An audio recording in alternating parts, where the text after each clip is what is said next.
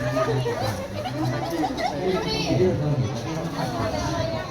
ลบหน่อยค่ะหลบหน่อยค่ะโอ้เดี๋ยวเดินข้ามก่อนเดี๋ยวข้ามก่อนพี่คะหลบหน่อยค่ะ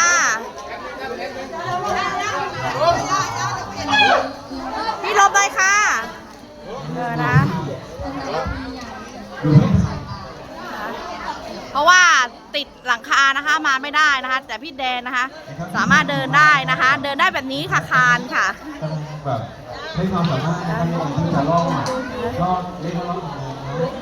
ล่อหมดแล้วห้องฉุกเฉินของเราตอนแรกหลบหน่อยค่ะช้างนอนนานค่ะหลบหน่อยแป๊บหนึ่งนะคะเดี๋ยวให้พ้นจากนี่ก่อนนะคะ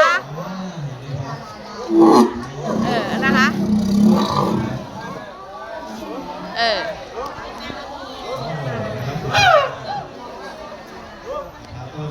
ดูความน่ารักนะครับ